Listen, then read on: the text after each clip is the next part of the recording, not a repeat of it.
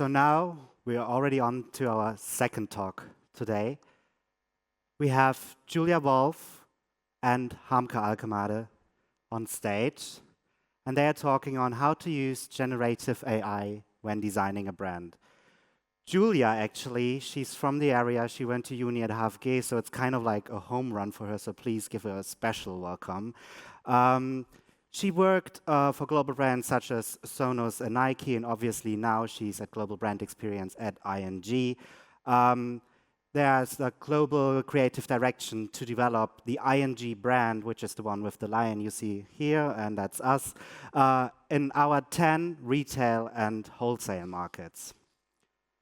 And Harmke is an AI cloud solution architect at Microsoft. Together with her team, she's working on supporting customers to use services for high-impact AI use cases. She completed a graduate program in artificial intelligence and gained experience in data science and software engineering.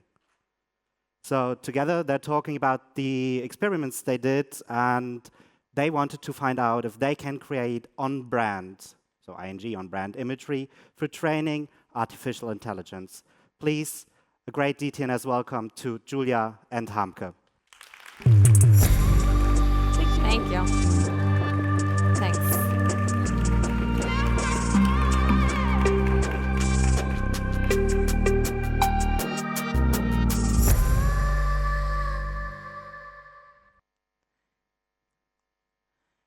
Hi, everyone. I'm really excited to be here. I'm Julia Wolf from the Global Brand Experience team at ING.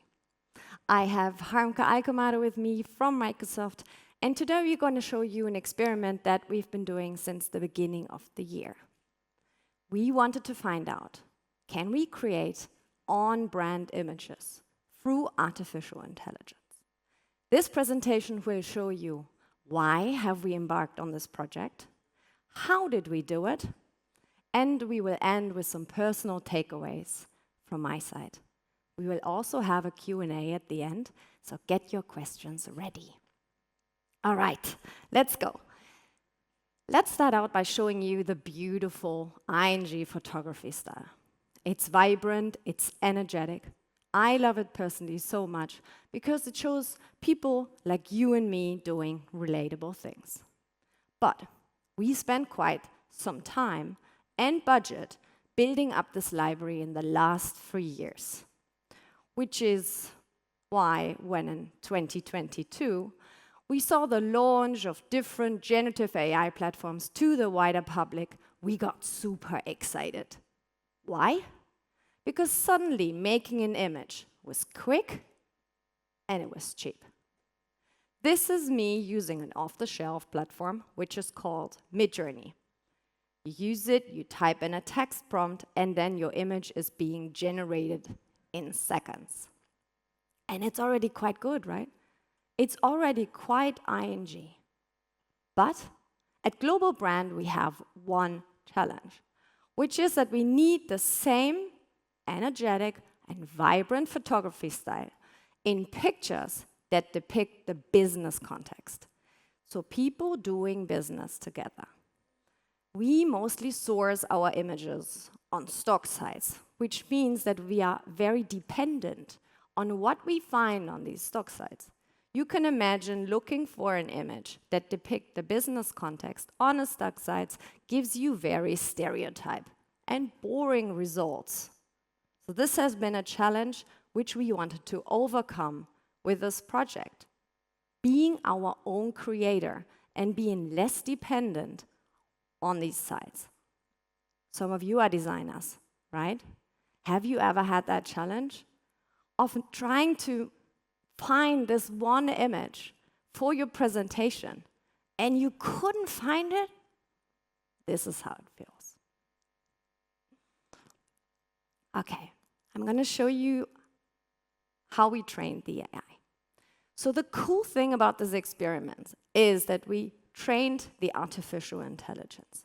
When we trained the artificial intelligence with our own set of images. We used 220 images from the ING library, and we inserted that into the AI, hoping that then the output would be more on brand. We used a model which is called the Stable Diffusion. It's a base model, it's open source.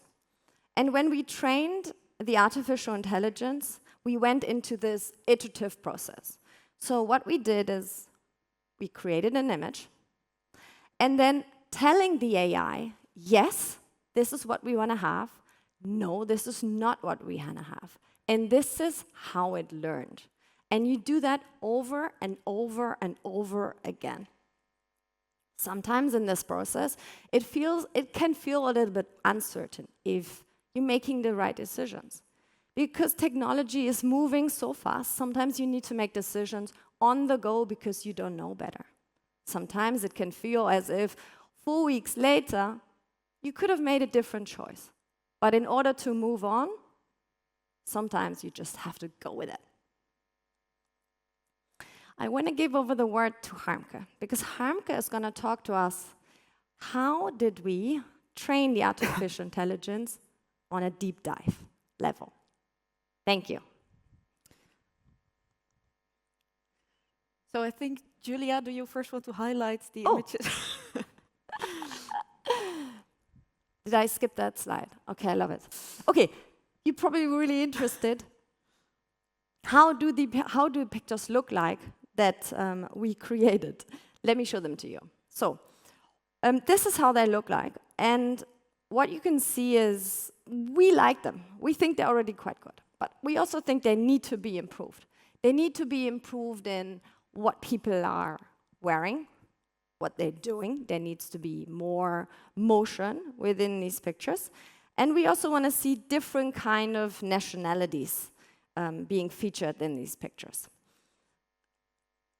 I've made a little screen recording of our prototype. So it's text-based. And I hope you can see the mouse. I'm filling in 3 women drinking coffee and walking in the park. A dog is running around the legs. And then I'm running 2 different kind of cells, which then makes the image to appear. And I think now is the prompt for you. Now we are ready. Yes, thank you.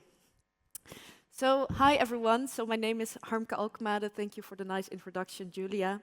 I work at Microsoft as an AI cloud solution architect, which means that I support different customers with very cool AI use cases, as you see here on the slides. And I had the privilege to work on this interesting project together with Julia. So I will tell you a bit about the how now, about how did we achieve the results that we just presented.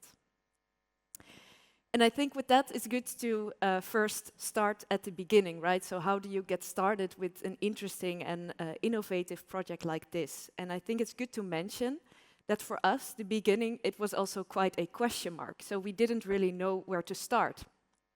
So as an AI team, when you are assigned to work on a project like this and you don't really have experience with the topic yet, where do you start? For us, that was diving into the research and finding interesting research papers, blog posts that were relevant to the topic to see what we would be able to use within this interesting experiment. And what we found was an interesting research paper. It was originally published by Google Research, and it describes a technology called Dream Booth. And originally, how they published this paper, it has the purpose of integrating custom objects into these text-to-image models. So you can imagine that these large-scale text-to-image models like Stable Diffusion, they already have a world knowledge because they are trained on large sets of data. So if you are using a dog in your prompt, for example, then it would know what an average dog would look like. But what if you want to see your own dog in a different context with these generative AI models? So this is what this technology is for. You can embed custom objects into your models. But now you're wondering, of course, that was not the challenge that Julia gave us, so why did you look into this? And we actually found some interesting blog posts that this technology seemed to be promising to also use to embed custom styles into these text-to-image models. So we decided, well, there are some promising signals, so let's just try it out. So this is where we started with the Dream Booth fine-tuning technology. And then after selecting the approach, we went to the next stage, which is how do you select the model that you will use for your project? So there are some different models available created by different research institutes or companies. I think the ones on the slides, they are all quite well known. So I think it's interesting to share you a bit of the considerations that we took in mind when we selected the model for this project. So first, let's start with Midjourney, which we probably all know creates beautiful images. But unfortunately, it's only available through Discord. So you need to download the app and use it via Discord, at least at this point in time. So if you work as a data scientist or software engineer and you want to embed these models into a application for your customer, then this is not the best fit at this stage. Then we also looked at DALL-E, which is the model created by OpenAI. And this already gave us a bit more flexibility. So it offers APIs, so interfaces that you can integrate in your application. And it also has some interesting features that you can use to not just generate images, but for example, do inpainting with your model. But unfortunately, this model is also not open source. And what I mean by open source is that we actually have access to the neural network itself, not to make it too technical, but the network that is used to generate these images. And if we want to embed a custom object or style into our model, then we need to have access to the actual model in order to change it. So this is why, in our case, we went for the Stable Diffusion model, which is open source available. There's a very lively online community of people who try out all kinds of things with it. So we decided for this project to go ahead with Stable Diffusion. So now it gets even more technical. I'm sorry about that, but I just want to highlight a couple of things here. So I think it's good to know, after seeing this presentation today, you can actually go ahead and try this technology out, because we found that this project was so innovative that we needed to give back the community what we learned through this project. And we decided to create an open source repository on GitHub where you can find the training code to embed your own custom styles or object into these models. So what you currently see here on the slide, it's actually a command job in Python. It's a job that describes a machine learning training job. You can use this in a machine learning tool like Azure Machine Learning, as we did, for example. And this is an actual snippet of the code that you can find in the repository. So what we are doing here, in order to publish it, we went back to the example of using a custom object. In this case, we are training the model to embed a custom hair wax product into the model. So I think the interesting parameters to highlight here, so there are a lot of parameters that you can use when defining your training job. But the instance prompt, for example, this defines the actual sequence of words that you need to embed this custom style or object into an image. So in this case, we are using a photo of a ZWX hair wax. And now you might say, ZWX hair wax, what does that mean? So it's important to have a sequence of words that the model is not already familiar with. So in this case, we just made up our own word, and now after our training job, the model will actually associate this token of words, so the ZWX hair wax, with the training data that we gave it. But then on the other hand, we will also want the model to be aware what is not a good example of the object or style that we want to train. So for that, we are using the class prompt. So this is the more generic class. In our case, it's a photo of a general hair wax tin. So the model already knows what a hair wax tin is. So this is what we can use, as Julia indicated, to say, okay, this is an example that we do want to see for our custom object or style, and this is not.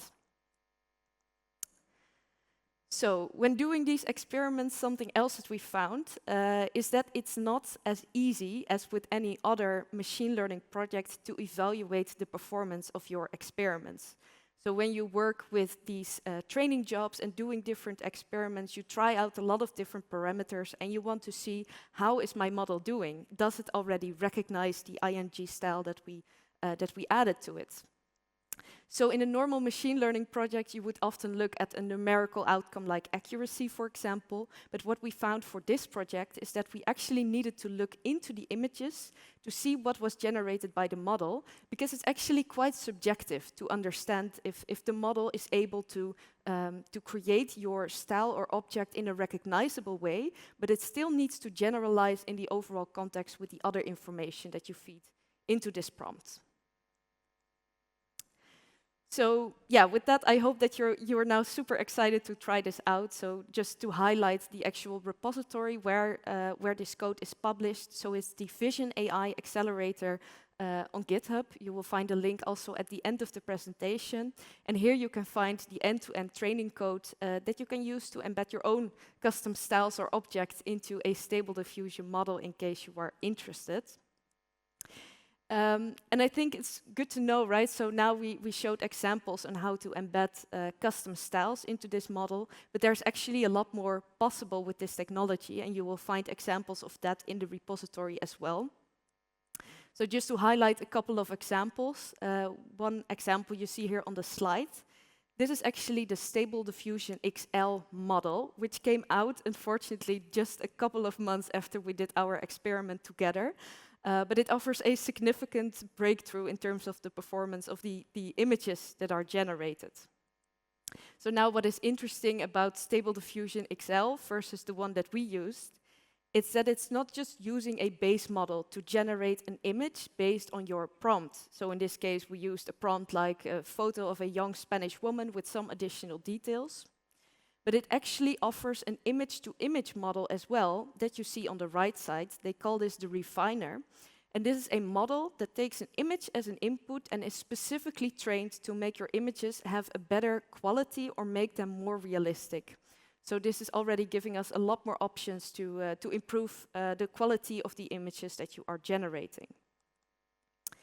And then a different example. So imagine your goal is not just to generate images, full images, but you want to manipulate specific areas of images that you already have. So these can be generated by AI beforehand, or these can also be images that you already have access of, but maybe you want to change the look a little bit. So what we did in this case, for example, we have the original image on the left side, and we highlighted a specific area on the image to create a mask out of it. So in this case, we selected the sweater of the woman that she is wearing. And now, just by using this mask as an input and having some simple prompts like a women's summer shirt, we can give the women a total different outfit. So I think that's some interesting piece of technology as well. And maybe the last interesting example to highlight, which is also available in the repository. You might be familiar with this based on some social media filters, for example, but I think it's good to highlight that it's actually quite easy to get started with this technology yourself as well, outside of these social media filters. So in this case, we took the same original image as on the previous slide, but we added two different prompts to it. On the left side, we have young girl. On the right side, we have old women, to create a different variation of the same image. And it's even as advanced that we can give different strengths to our prompt that we use to create variations. And now I think it's super cool to see this actual timeline of this women, you know, from being really young to a lot older on this slide. I think that's really cool to see. And with that, I want to hand it over back for the takeaways of our project. Thank you, Harmke. I'm so impressed. Are you so impressed?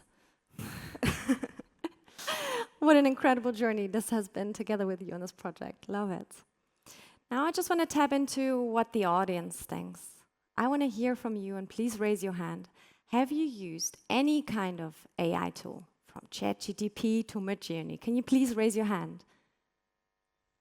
Wow, okay, that's already a lot of people. I'm impressed. Another question. Have you done a similar project to ours? So have you used your own set of data to train an artificial intelligence model? Can you raise your hand if you have? Wow, okay, more than I expected. Thank you. Amazing. Now, I just want to zoom into my general takeaways from this project. It is totally fine to sometimes feel quite uncomfortable during a process and a project like this. You don't always know if you're making the right decisions, but you need to make them because you need to go on. And AI is such a rapidly changing technology that you sometimes don't know if you are making the right decisions, if you are using the right models, if you're using the right images. And being okay with that uncertainty, I think, is essential to the success. What else is important to us is that we share, as Harmke already mentioned, we want to share the knowledge that we've accumulated throughout this process with you. So what we've done is we published the code to this project on GitHub, and we would love to see if you can experiment with our model and make something cool. And maybe, next year, it's you or you up here on the stage. Thank you so much.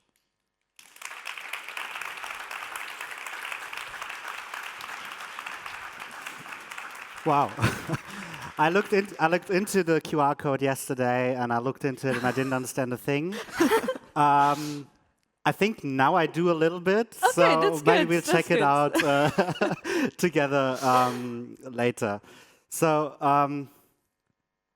for me, it's somehow still, I don't know. It's like I tried it once to actually create a business image of me, and it didn't work. So yeah, maybe that's my second chance. You can now. come to us to Amsterdam, and then we I'll create just- you one. Me in the ING brand pool, isn't that lovely? Yeah, right. So if you have questions, scan the code, hand them in. I hope I see you typing because you're handing in questions and not because you're doing something else. But in that experience, and maybe that's a question for both of you, what would you say were like the biggest challenges? I know that you said something like, oh, where do we start? So finding that point, but also maybe from a brand side, like what were the biggest challenges? I think the biggest challenge was, and I touched upon this, or it's also already in my takeaway, is that we started with this project so early. So we started at the beginning of 23 with this project. That after 3 months in time, I realized we should have used different set of images. And that is because after a certain time within 2023, there was a cultural conversation with all these different photographers who said, no, I don't want my image to be used as a training material. When we started out this project, we haven't even thought of this. And this is what I mean with being okay with feeling uncomfortable, feeling uncertain, because sometimes you need to make the decision in order to move on. Yeah.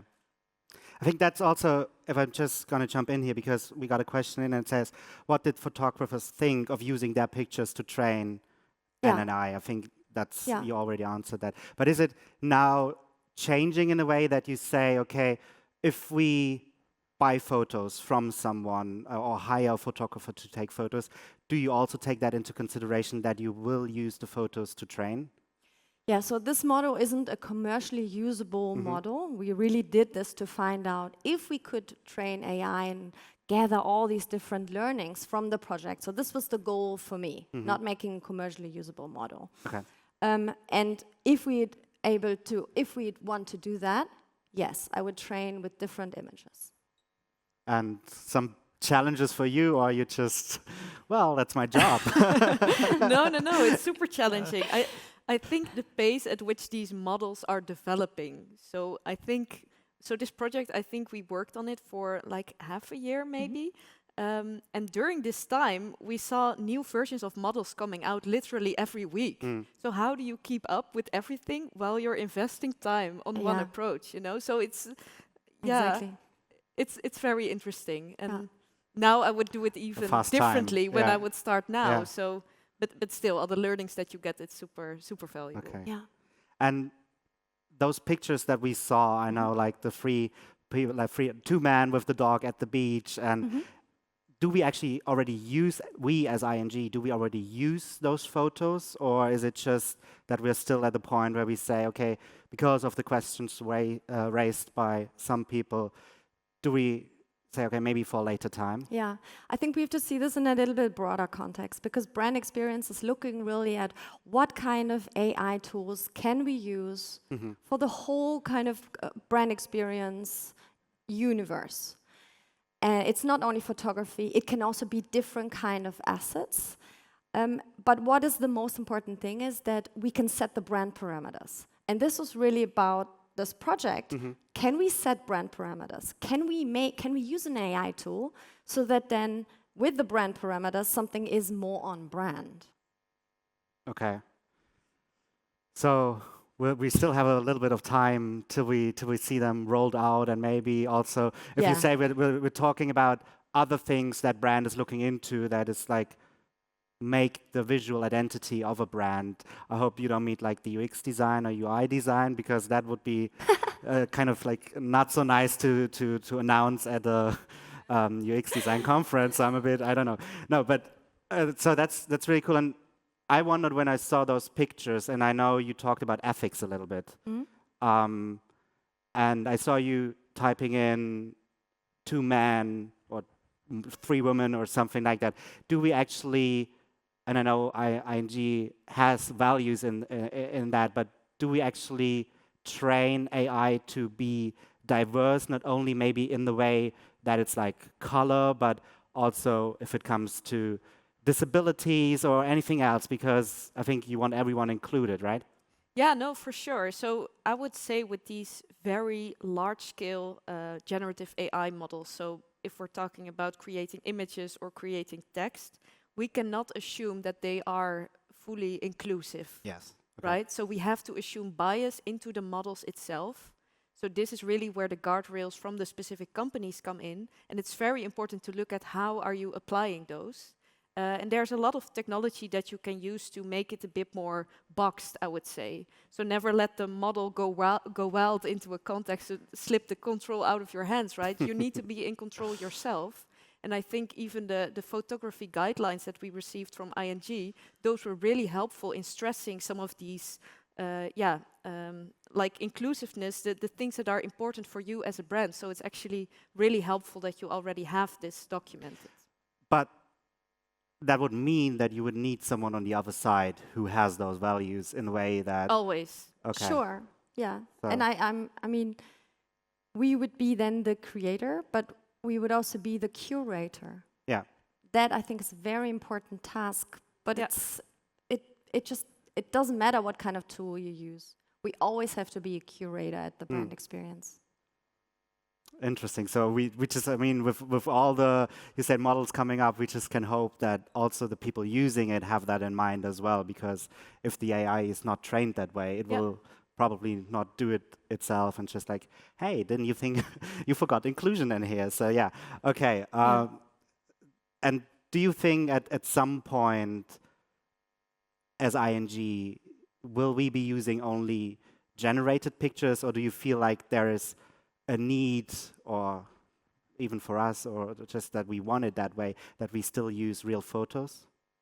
I can't say at the moment, but I think it will be in addition to our offering. So at the moment we do stock imagery, we do photography shoots, not that many, but we do that.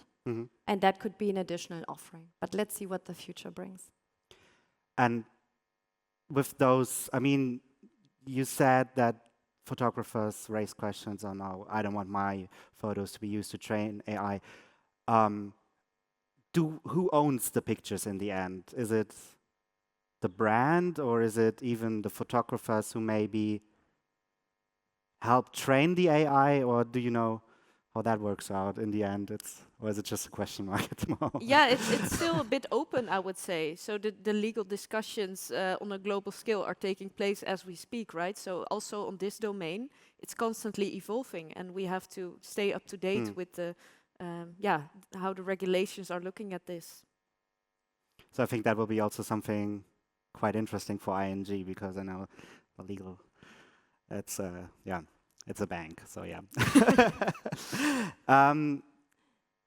I don't know if we touched on this, but do we actually use those photos already? Or I know not all of them, but is there like a campaign where we already use those photos or any photo?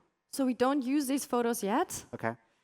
Again, Not even online? again, this was not meant as a commercially usable model. Okay. So no, we don't use these images.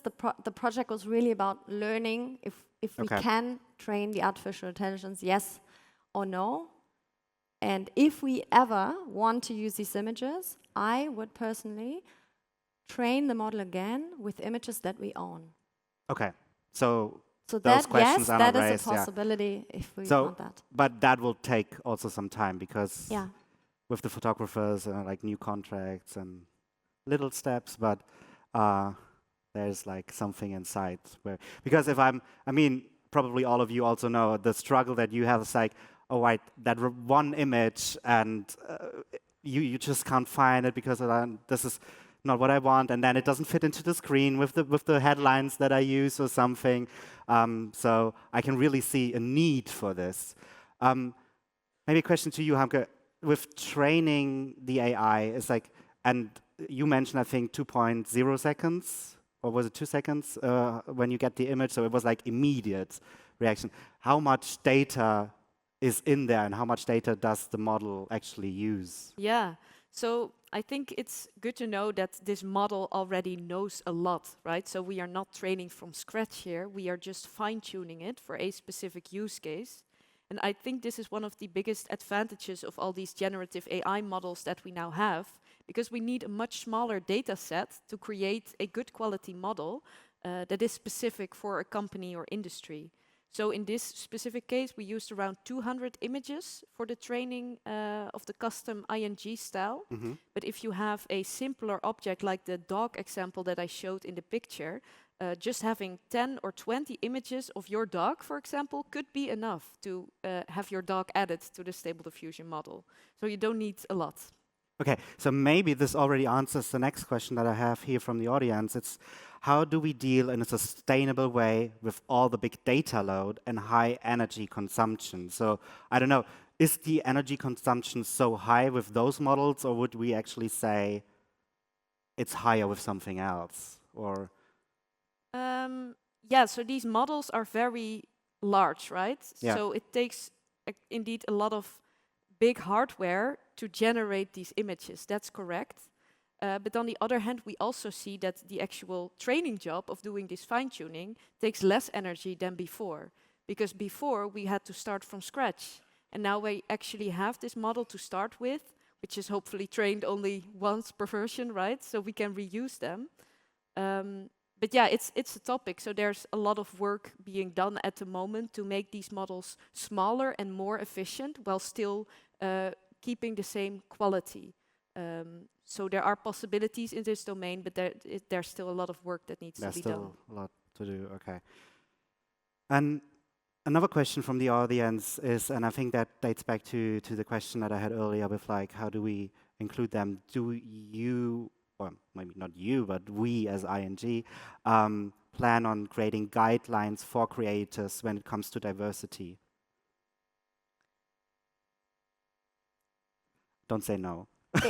in photography, you mean? Yeah, like in creating those Yeah. imageries and all those. Even Yeah. if we ask, I think, to train Yeah. the AI, but Yeah. also if you say, okay, let's say it's open to me as a UX designer because I want to use it for my Yeah. slides. So I would type in something, Yeah. and maybe I would just type in, yeah, girl, boy, having fun at the desktop. It's like something like that. Yeah. But I wouldn't have that in mind, probably. Yeah. So is it that we are planning on actually telling everyone, hey, keep that in mind, or Yeah.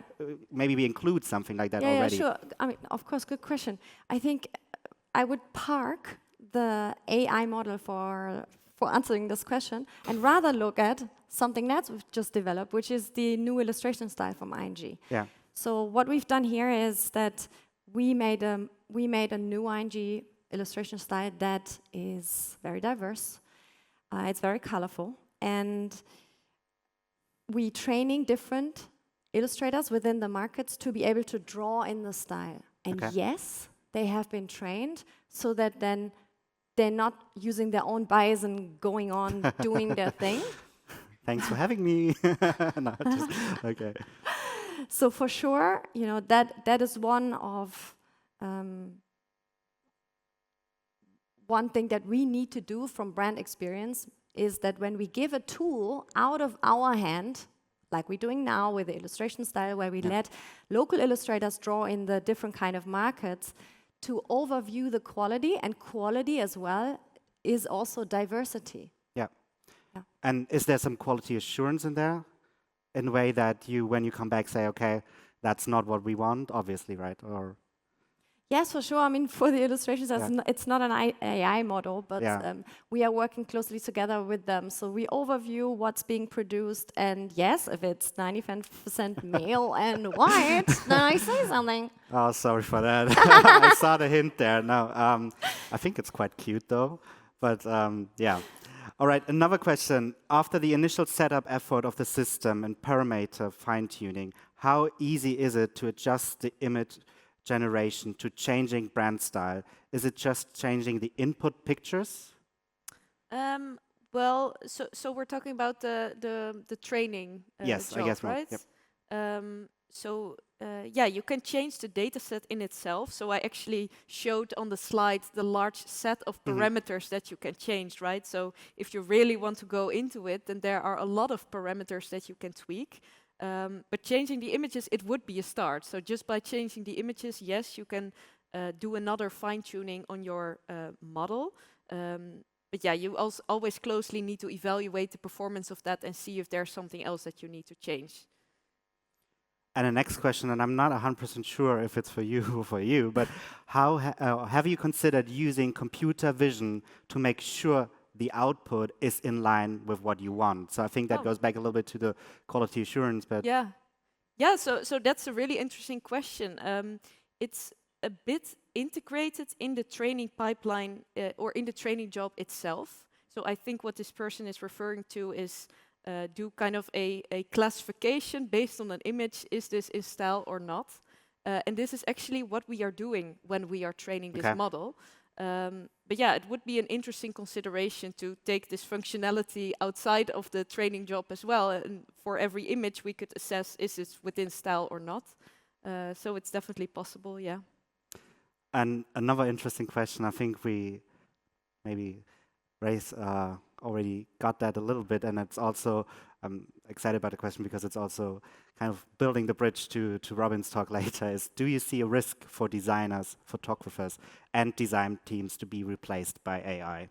The tough question at the end? well, we come back to that later, so I'm kind of interested in what you were saying, because I know where Robin is heading to, so... Yeah, I don't think so. I think it's like any other tool. I know that there's always, when there's a new technology, there's always fear in the room of the change. I don't personally feel that. I think that, for example, from a photographer point of view, there will always be the necessity for a personal style. And that personal style would be then, again, interested from a brand's point of view to acquire this. How that style is being made, I don't really care. If someone is using a camera or Midjourney, I know a lot of photographers at the moment who kind of reinventing themselves, but using a different tool. Okay, so there's still hope. Kind of. Yeah, I'm very excited by this new technology, and I mean I'm too. But yeah, we for brand experience we also looking into different and other kind of AI tools that we could maybe experiment with next year. Yeah. Could it be that we make one branded voice for ING, so that then it speaks immediately in all the languages. But it's not a lion, I hope. That we have? No. or other things, yeah. So okay.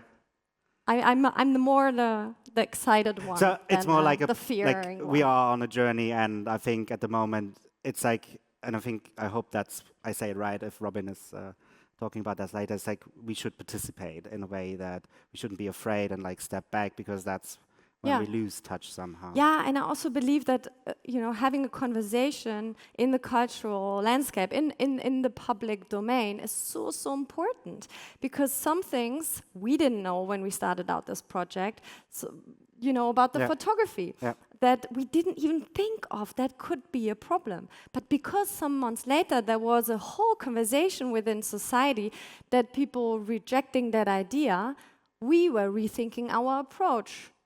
So don't be fearful, don't hide in your corner, but go out there, try it, use it, experiment with, and have a conversation so we have an opinion. Yeah, I think those are great last words. Time is up already. Thank you, Harmke. Thank you, Julia. I think it was really nice to get a view into this. Thanks for having us.